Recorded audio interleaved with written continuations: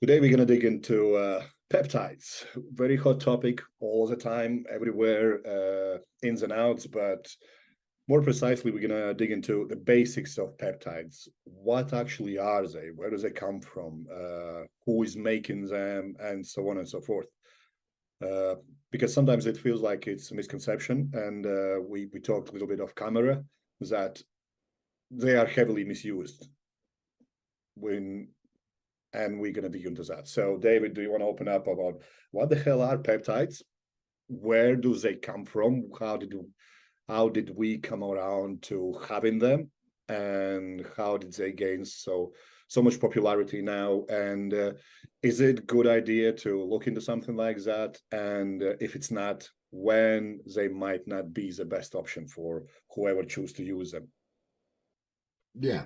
So let's talk about first the peptides, all of them. It doesn't really matter which ones you hear about, right? There's BPC 157, there's ipamorelin. All of these peptides are exactly what they mean. A peptide is an amino acid chain. So it's a protein, right? So where do these come from within you? That's number one. Your body makes the majority of all of these in some way, shape, or form. That is a fundamental thing to understand, which is also what gives them the misconception that they're extremely safe. It doesn't mean that they're not safe. It just means that there is always going to be some drawback on taking something that is, how would I say, too much, right? Anything that you take too much is going to have some kind of a drawback, even if it's something that your body makes itself, right? That is a fundamental thing to understand. Now, having said that, the peptides themselves are just small amounts of folded proteins that your body is making. Your body meaning your mitochondria. Your mitochondria at the ATPase that makes ATP is like a water wheel, and there's two sides to it. There's this side that's spinning and this side they're spinning. They're tied together. The bottom end, if you want to think about it that way, is spewing out ATP as it folds and moves. The top part is folding proteins, right? So those proteins that are being folded as they are being spit out by the ATPases in your mitochondria, those will then go into the cytoplasm and get hydrated, right, by the cytoplasm. They get hydrated and then they congeal in certain formats, right? This one will attach to this one, and then this one will attach to that one in different ways, right? And that makes a peptide, right? That is how peptides are made in your body. Okay. So if your body makes them, then that also means that the right hydration, so the right water in your mitochondria, the right hydration status intracellularly is happening correctly. And that makes the peptide itself act in a 3D shape, right? Think of it like a hand, like when you're doing like shadow puppets with your hand and stuff like that. You can make it look like a fox, you can make it look like a duck, whatever, right?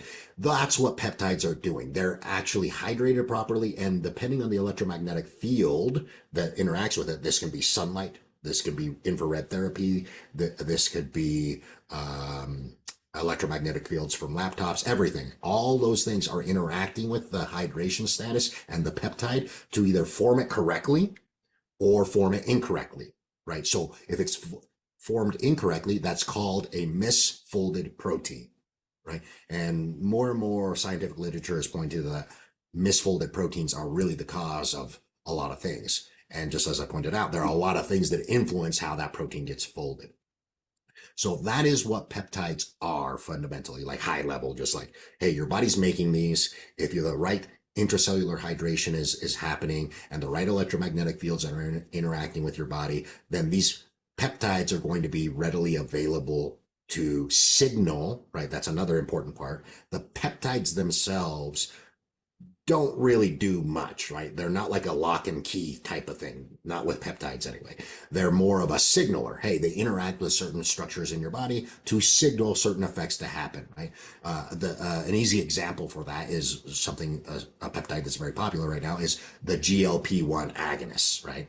That's semaglutide, liraglutide, a couple different glutides, right? And they're all going to be being used for weight loss and and prediabetes and things of that nature. But what they're doing is they are simulating the stimulation of GLP-1, which is a peptide, right? So these are drugs, so that's why they're patented. These are drugs that look like the GLP-1 peptide, and so they signal the same signals that the GLP-1 peptide signals, okay? That particular peptide, GLP-1, is a peptide that should be being made in the stomach to signal through the brain-gut axis to your brain to stop eating, right? Now, if your body currently isn't making it, then a GLP-1 agonist is going to have lots of very powerful effects with curbing hunger. But you also have to think about what other things, because GLP-1 does not just signal for hunger to go down. It also signals for mood regulation and other things of that nature, right? So you also have to think about those downstream cascades, because just like hormones don't do one thing, neither do peptides. Peptides do not just do one thing. Some of them appear to signal in a very specific way that they can be classified as a healing peptide or a sexual peptide or a growth hormone peptide. But broadly speaking, once they signal those things, now that does a whole bunch of stuff, right? So GLP-1 signals for hunger to be suppressed. Normally, GLP-1 goes through the roof in really high sunlight environments or really low, cold exposure / winter environmental setups, right? So depending on the season, you're going to have a high amount of GLP-1, because in high sunlight environments, if you're outside a lot, you're going to signal a lot of GLP-1 because it's going to suppress hunger because you're getting a lot of external electrons passively. If in winter time frame, you're eating lots of fats, right? Because again, we're talking evolutionary speaking, not what modern people are doing. Evolutionary speaking, you're not going to have access to lots of carbohydrates. You're going to have access to lots of fats and lots of proteins in a winter environment. And that's also going to signal GLP-1 to suppress you from eating too much of a really high caloric dense food beyond a certain point.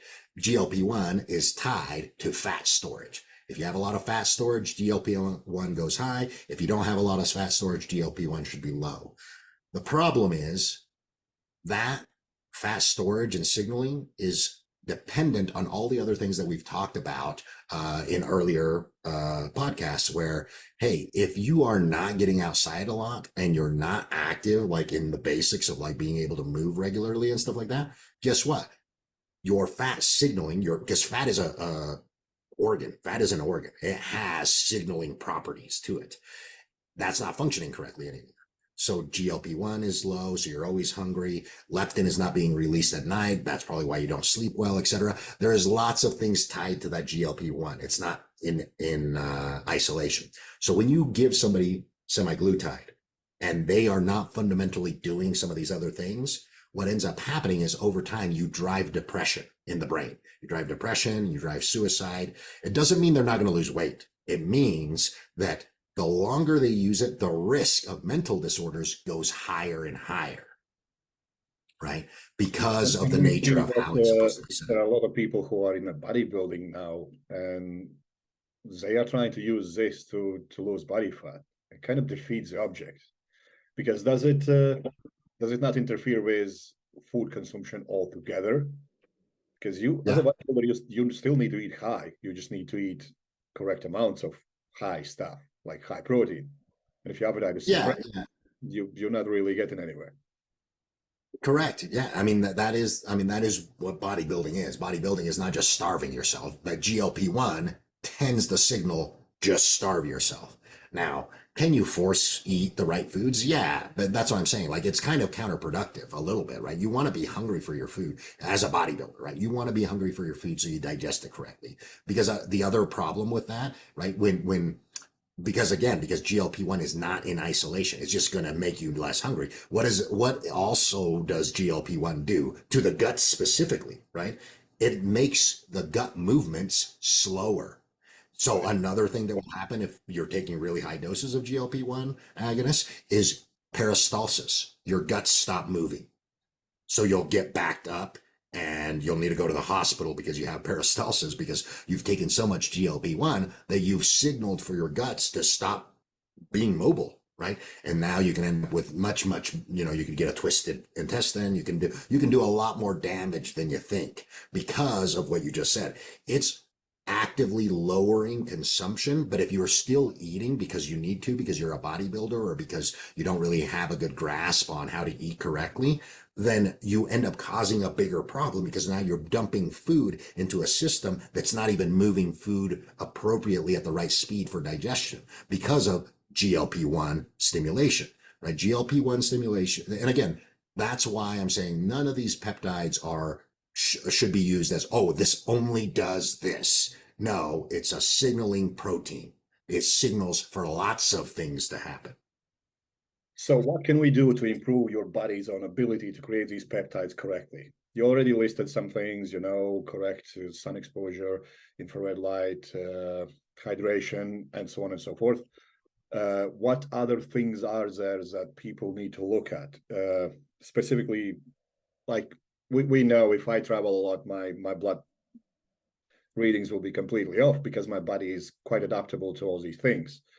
So, but taking a peptide, you are forcing that adaptation, not necessarily in a correct way. So what could be a potential sequence of things that people can troubleshoot? Hey, if I do this, my body does start to respond to calorie deficit, or my body does start to improve healing properties. My shoulder is not aching anymore, because my body started to create these peptides necessary for recovery and so on and so forth.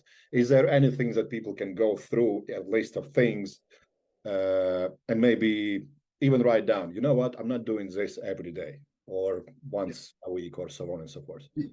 Yeah, it really is pretty simple, but it comes down to one of the key things that I mentioned earlier, right? Hydration, cellular hydration status is number one because proteins need to be hydrated. Peptides need to be hydrated correctly. Okay. So how can you Number improve two, cellular hydration? cellular hydration is literally going to be improved by getting enough red light stimulation. That can be synthetic in the form of a red light therapy or completely free in the form of sunlight. Even in the winter, there is no place on the planet other than the poles where the sun actually goes away, right? So if there's daylight, even under cloud cover, even when it's snowing, you're getting red light stimulation. Will there be That also is, some kind of nutritional intervention, because people love their electrolytes and things like yeah, that? Does that come into play? yeah. Yeah, so in the winter time, things that are going to create more hydration are high quality animal fats. If you live somewhere where it's winter, right? Now, this gets easier as you get closer to the equator. As you get closer to the equator, it's almost unavoidable to be hydrated correctly unless you're intentionally not drinking water, right? Because then at that point, even residually walking, across the street, you're getting an enormous amount of sunlight. That's the other thing that I don't need you to become a plant, right? We're humans, right?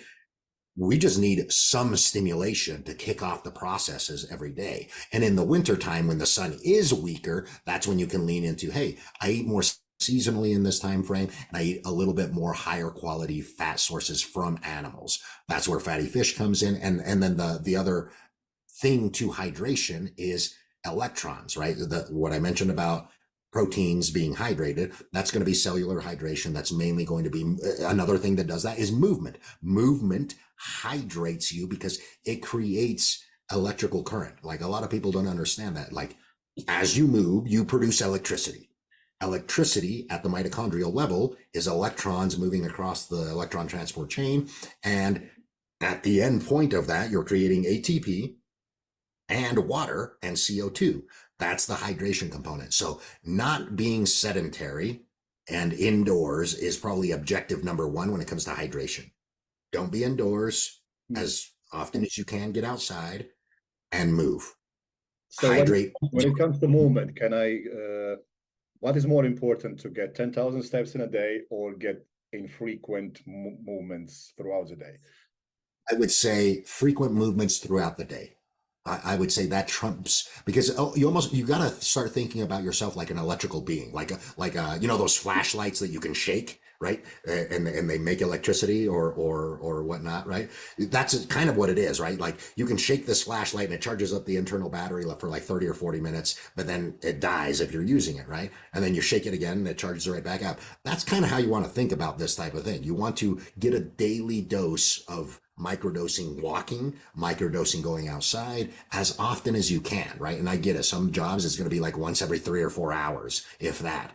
For other people, it might be like, you know what? Every 90 minutes I can get up and walk around and I can go out to the balcony, come back, or just, go downstairs or go outside, especially working from home, right? A lot of people are working from home.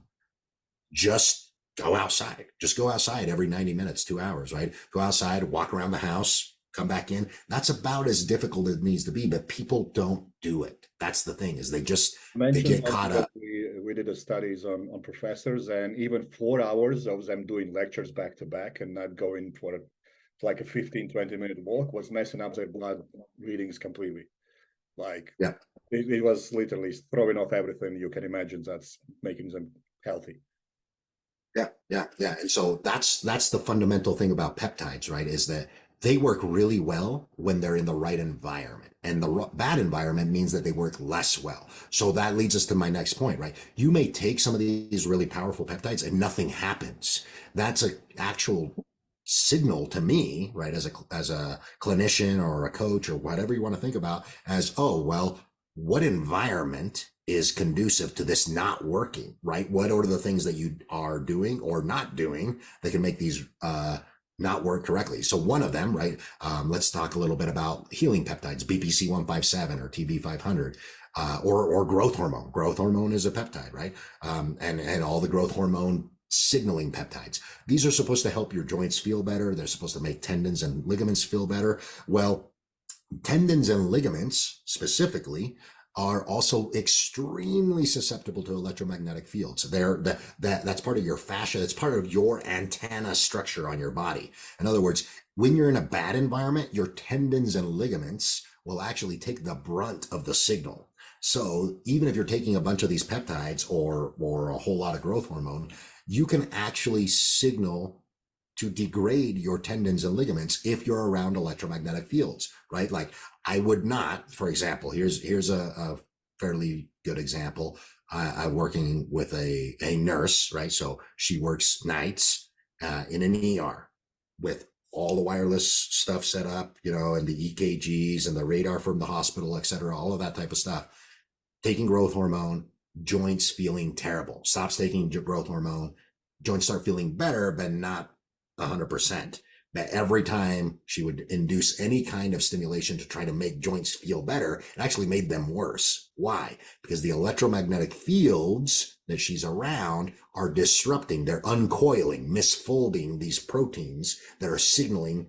And instead of helping the outcome, it goes the 180 the other way because the environment that she's in is causing the wrong outcome, right? So this is a perfect example of a peptide might actually be detrimental if you're in the wrong environment, right? And again, I'm not saying that these are... When I go after a training session, that my body kind of heals itself. Like if I don't do that, I might be sore for way longer than necessary. Yeah, that walk is usually outside in some way, shape, or form, even if it's for a short time frame. And even if it's cold outside, you're signaling other environmental stressors that reshape the proteins correctly, right? If it's cold outside, you're going to get a anti-inflammatory effect from the same proteins that are laying around in your blood versus on a sunny day when you go outside, it's going to signal a lot more restorative stuff because ATP production goes up and a different electromagnetic field is interacting with those proteins, right? So, and that's, it's really hard to and complicated to kind of think about it in this way, but it's very simple if you start thinking about peptides as antennas that are picking up your environment signals to tell your body to amplify certain things or unamplify certain things. And those are just some of the basics of how that works. So again, it's not saying that peptides are good or bad. They really aren't. Your body's already making almost all of these. That is fundamental. You mentioned cellular hydration, you mentioned improving your environment, checking out where you are. What about nutrition? Is there, because peptides are amino acids basically, Yeah. where does nutrition intervention come into play? Yeah, well, one of them is going to be a low protein diet is going to be detrimental for making these, right? So right off the bat, you don't really have to go much further than understand where are these being made from, right? And if you eat a low protein diet, you're going to suffer detriments in some or most of these, right?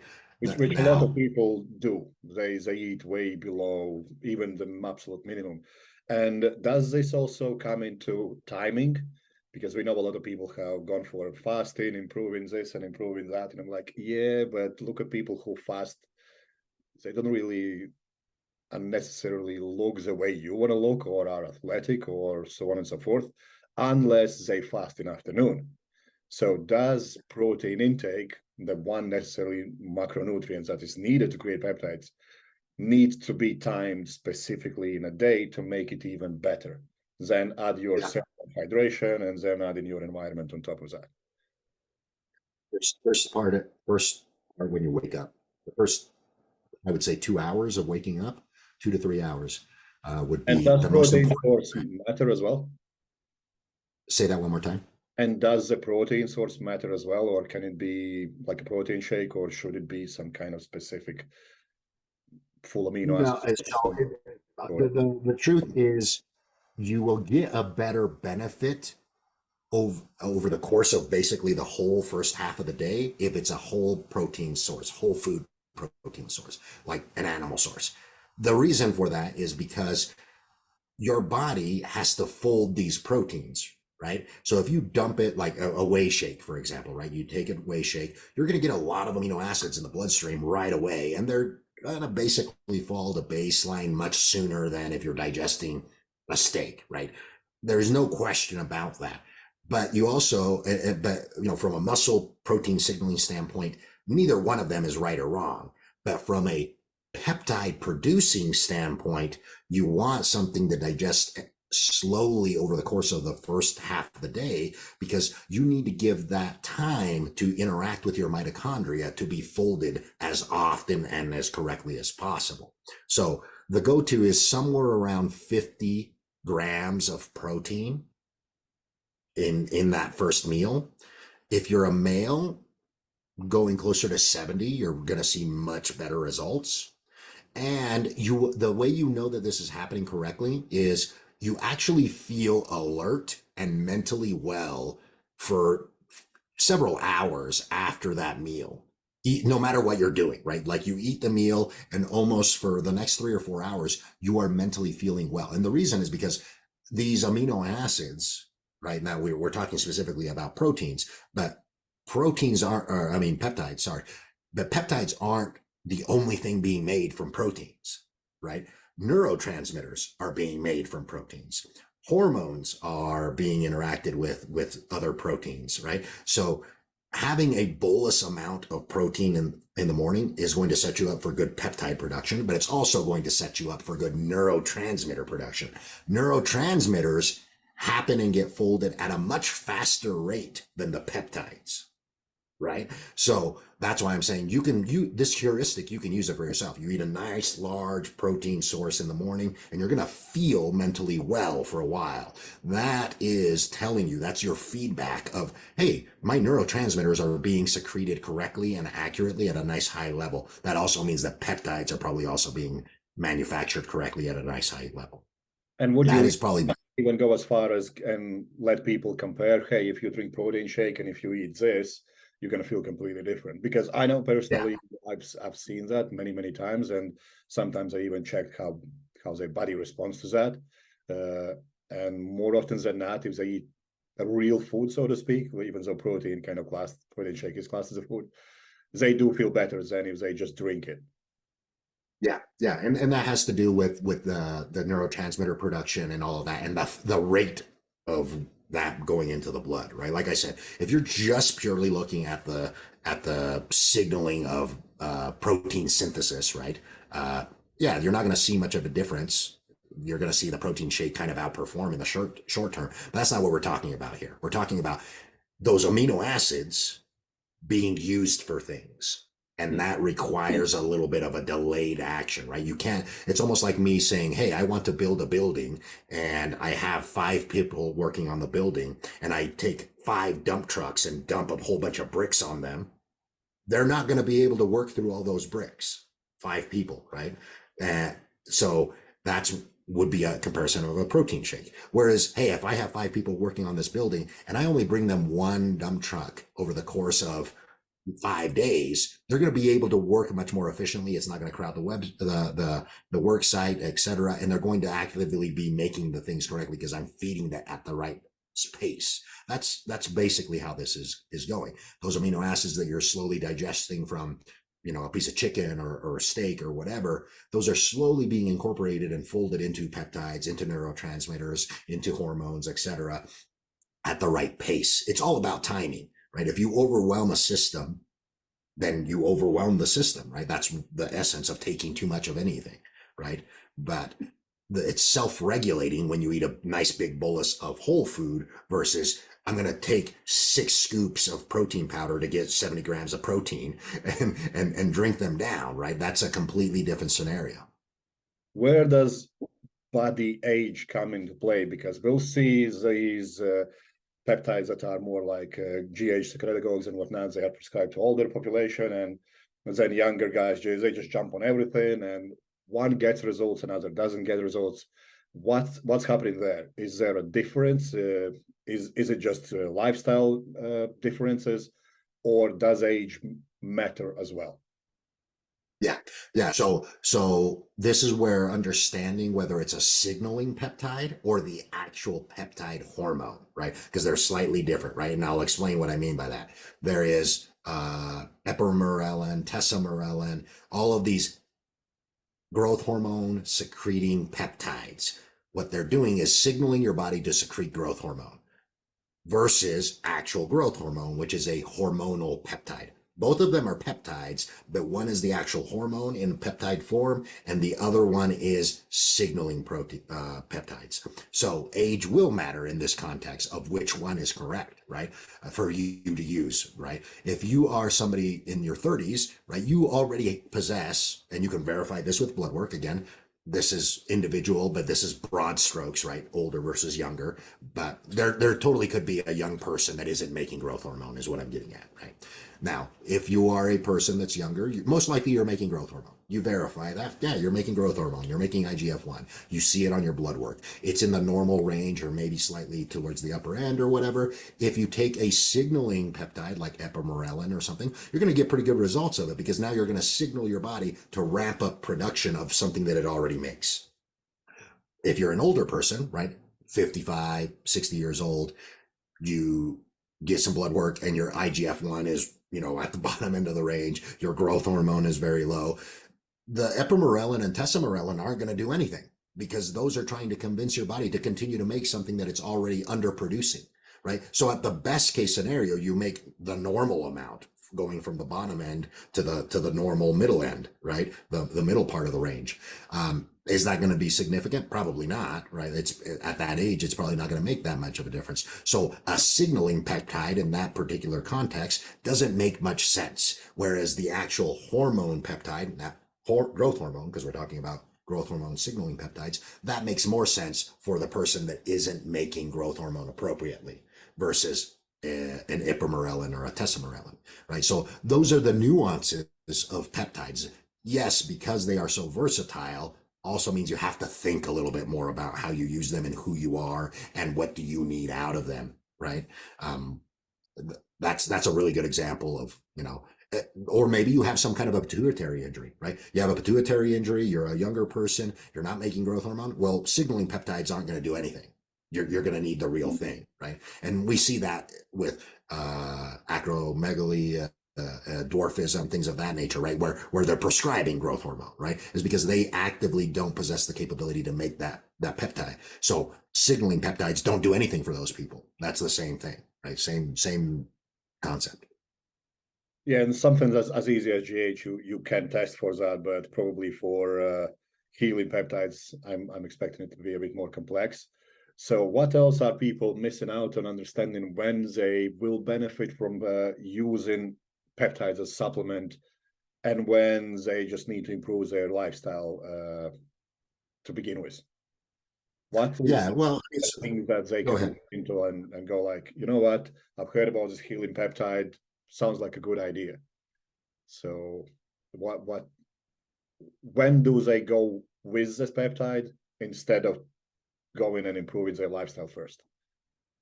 Yeah, so the good thing about peptides is they are just an amino acid. So starting and stopping has almost zero detriment, right? Like other than long-term use, like I mentioned with the GLP-1s and a few other ones, long-term use is different. So honestly, this would be one of those things where you do some research, you try to understand what the peptide is going to mostly be doing. In this, let's talk about healing peptides to make it a little bit more specific.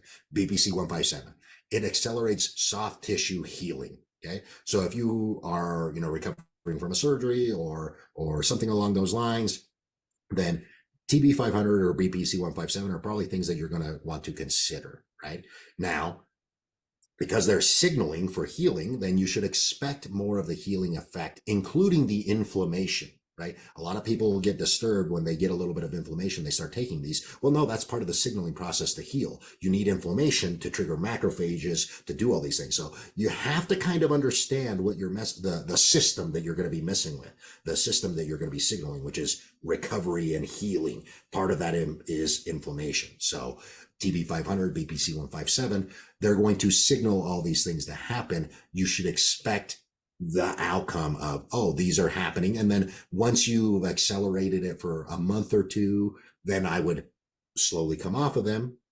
And it doesn't even have to be a taper. You can just stop. And then things return to normal and you experience the healing acceleration effects. Other things like more acute acting peptides, like sexual peptides, one of them being PT141, that has very immediate effects on libido and erectile dysfunction. And if that's something that's going to benefit you, then you take it and you'll see the result almost immediately. And when you don't take it, you don't see that result. But these peptides, the way I like to think about them is they actually start to tell you where you can improve your lifestyle to get more out of them, right? Like if you, for example, PT141, that comes from alpha MSH, right? So alpha MSH is the hormone that tans you, right? So if you take PT141, 141, and you experience a really, really dramatic effect, what it tells me is, hey, you need more sun in your life. You need more alpha MSH happening at the skin level. Mm-hmm. So now, instead of relying on the peptide to always perform, you can use it whenever you want to, but you can now construct your lifestyle to get more alpha MSH naturally. You see what I'm saying? That's actually the beauty. That's actually what makes me more fascinated about peptides is that if you fundamentally understand what they're doing, then you can start constructing your lifestyle to capitalize on the thing that you're wanting to push on a little bit more, because the peptides are very specific in where they're going to signal and broad as in reference of where they come from, right? Another one that's kind of similar to that is going to be like LL37, which is antimicrobial, antiviral peptide, right? So that's basically immune system function, right? Now, what it does is it does some things with your B cells and T cells, right? And we've talked about B cells and T cells on here before. B cells residing in your skin and T cells in your gut. So if you experience a huge benefit from LL37 in terms of, hey, I started to get a cold coming on and I took some LL37 and all of a sudden I kicked this cold really fast, that tells me, oh, in your life, you should, because it kind of signals more on the B cells. So that's skin, right? It tells me, hey, you probably don't spend a lot of time with your skin exposed to sunlight. You should do more of that and bring up this particular peptide naturally. And then whenever you do get a cold, you'll find that you get less and less of it. If you change your lifestyle a little bit, then you can throw in a little bit of LL37 to combat a cold really, really quickly. But all of these peptides possess those diagnostic capabilities for the coach or the clinician because of how they signal and what they're looking at. Another one is like longevity and life enhancing peptides. That's a big topic. Epitalin, right? Epitalin, epimorelin, epitalin, MOTS-c, copper peptides, right? Copper peptides are extremely popular for like hair growth and healing and things of that nature. But then it also tells me, hey, where are you getting your naturally bioavailable copper? Right? Is it coming from seafood? Is it coming from oysters? Is it coming from whole milk, whole eggs, grass-fed eggs and things of that nature? A lot of the foods that we eat these days are really under mineralized and under because of the way that they're bringing up the livestock, essentially, right? The food, the eggs that you eat from from the grocery store are not the same eggs that you get from the farmhouse. They just aren't. They don't even compare. Same thing with milk. Somebody asked me about how much milk do I drink, because I do drink a lot of milk, and I'm like, I wish I could get a proper milk. I haven't drunk proper milk since 2000, I believe, 5. I mean, like a cow's milk instead of whatever it is. Mm. Yeah, because it makes a difference. Like the copper content and vitamin A content alone from real milk, right from the cow versus pasteurized milk is unreal. It's completely different. The milk even looks completely different. Sometimes, like you have really high quality milk from a cow when it's yellow, right? When it's yellow, and you drink that, and you're like, holy crap, that tasted amazing. And the thing is, it had a crap ton of copper, a crap ton of vitamin A, a crap ton of other minerals in it that the cow put in there, right? That's the thing, is that these peptides, especially copper peptides, are a big one that tells us about your nutritional status with that particular thing. Again, not saying that the copper peptide is useless. I'm just saying, hey, if you're getting a lot of benefit from copper peptides, it tells me that you have a fundamental issue with copper itself, right? The amount of RDA for copper right now is ridiculously low. It's like 1 to 2 milligrams is what's recommended for people. That, compared to people back in the 1920s, most people were getting about 10 milligrams of copper back then, just from the natural sources of, whole eggs and whole milk and stuff like that. So a lot of these peptides we're going to find work with a lot of people, but if you fundamentally understand them, you're going to start to understand that it's mainly a lifestyle and nutritional issue that's causing these peptides to be so abundant in use. Again, doesn't mean they're not useful. It means you can get away with using these and make great efforts, but you have to be cautious in making sure that you're in the right environment to take the most advantage out of them. And would you say it would be useful to make sure that this is taken care of as you grow up? Because just today I saw a study where they have done all the statistics and whatnot, that younger kids and adolescent people are just way weaker than they used to be just a couple decades ago. Yeah, the whole fundamental thing of like what they're doing with like kids, of like, hey, now they get less recess, right? Less outdoor time, more indoor time. That whole shift is literally setting you up for these problems of weaker bones, weaker structural tendons and ligaments because of everything that I mentioned before. The peptides that they're naturally supposed to be secreting and making and signaling are no longer in the right environment to produce the correct outcomes. That's actually the base of, if you took just that last clip and put it right next to what I said at the very beginning of this, that's exactly what I'm talking about. Yeah, well, I'm mindful of your time, David. This has been really good topic, and I'll speak to you on next video. Awesome. Thank you.